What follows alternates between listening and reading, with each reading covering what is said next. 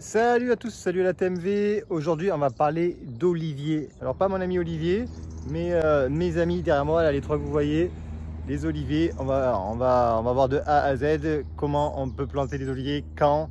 On va voir aussi les soins qu'il faut leur apporter, ce qu'il ne faut pas faire.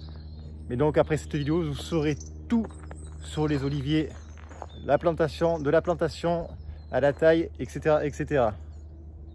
Donc ça, ce sont trois oliviers droits, donc simple tige. Et vous voyez, en fait, on avait récupéré et transplanté déjà des oliviers pour regrouper, qu'il y avait sur le terrain, pour les regrouper au fond. Et finalement, donc ça plaît pas forcément aux clients. Ils préfèrent avoir quelque chose de plus homogène immédiatement, malgré que s'il y en avait un petit peu attendu. Donc on va les mettre ici, là, les trois à la place de ceux-là, vous voyez. Ceux-là, ce sont des rogers qui étaient sur le terrain qu'on avait regroupés. Et finalement, esthétiquement, bon, ça lui parle plus d'avoir un olivier avec un simple tronc et un groupé plus équilibré, même s'ils sont plus petits. Et malgré que ceux-là, à terme, ils auraient été plus sympas.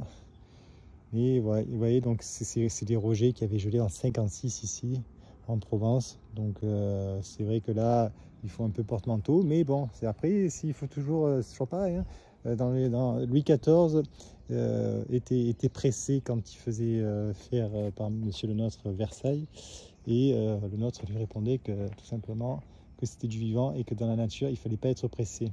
Donc si le client avait attendu plus longtemps, eh bien, il aurait eu quelque chose de plus sympa. Et surtout, ça lui aurait coûté moins cher. Parce que bon, ces oliviers, on les a récupérés. Ils étaient sur place. Et ceux-là, il a dû les acheter. Donc voilà, les oliviers, ils sont prêts à être plantés. Ils sont derrière moi, sur la pelle.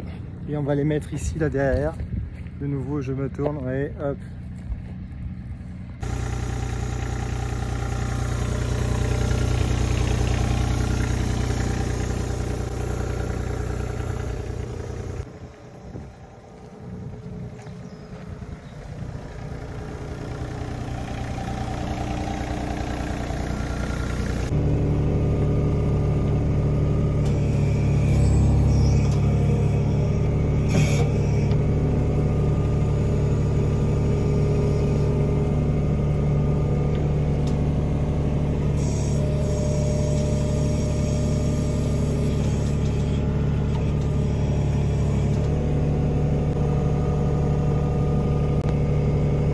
Donc deux ou trois astuces, conseils pratiques quand on plante un olivier. Que faut-il faire et qu'est-ce qu'il ne faut pas faire surtout?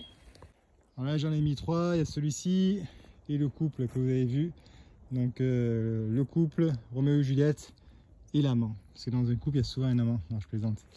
Bon bref, blague à part, un décamètre pour calculer les anthrax. Et là ici vous voyez j'ai un sol qui est vachement adapté parce que c'est un sol qui est argilo-calcaire et très drainant, vous voyez. Donc j'ai pas besoin d'amender ni de rectifier la texture de mon sol, ça c'est une bonne chose. Je les mets un peu plus haut que le niveau du sol parce que je vais rajouter un peu de compost par la suite. Alors ce qu'il faut pas faire, voilà par exemple, hop, vous voyez ici j'ai fait une taille, je vais les laisser.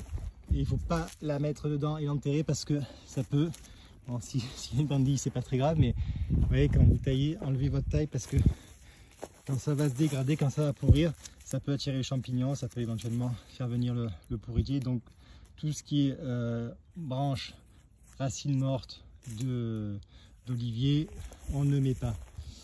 Ensuite, donc si vous avez compris, si vous n'avez pas un sol qui est drainant, il faut ajouter de la caillasse, donc des cailloux, le drainer, par exemple du ballast, ce sont des gros graviers, et le mélanger à votre terre.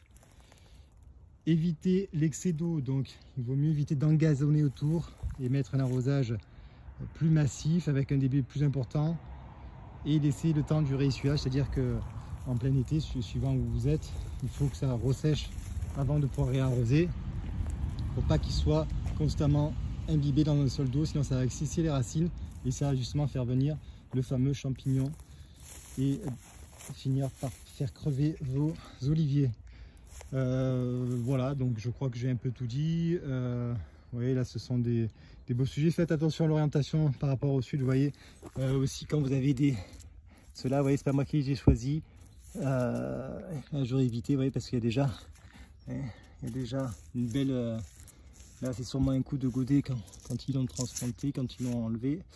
Un coup d'engin ou une blessure, enfin, je sais pas, mais ça, il faut éviter. Alors, quand vous avez des choses comme ça, ou le houppier qui est disgracieux, il faut le mettre en fonction de ce que vous voyez pas. Nous, par exemple, la maison est là, et donc, vous voyez, j'ai caché la plaie de l'autre côté.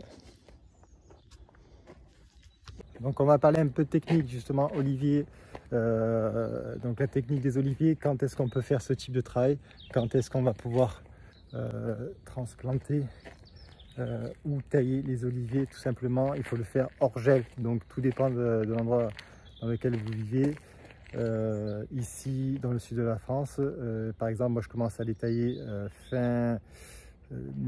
mi-fin avril. Et pareil pour tout ce qui est plantation, bon, la plantation c'est encore différent parce que en pépinière ils sont quand même dans des bassines et finalement il vaut mieux qu'ils soient quand même en pleine terre. Donc la plantation, j'ai envie de vous dire un peu toute l'année, si c'est en motte, bon, privilégier quand même les moments comme l'automne ou le printemps plutôt que ça soit en plein été. Et voilà à quoi ça ressemble quand on a dessouché des oliviers. Vous voyez, c'est une capacité de reprise, je vous garantis que même avec ça, comme chevelu, comme radicelle, ben ça va suffire pour la reprise. C'est une grosse capacité de reprise. Alors le problème c'est que on ne peut pas avoir une meilleure mode parce que on les sort d'un terrain, vous voyez, qui est très caillouteux. Donc quand on va sortir, la motte va se détacher et il va rester que le trognon. S'ils avaient été en pleine terre avec une terre un peu plus lourde, on aurait pu envisager d'avoir une motte plus sympa. Mais bon, je me fais pas de soucis, on en reparlera dans quelques temps. Ils reprendront sans problème. Bon, j'espère que cette vidéo vous a plu.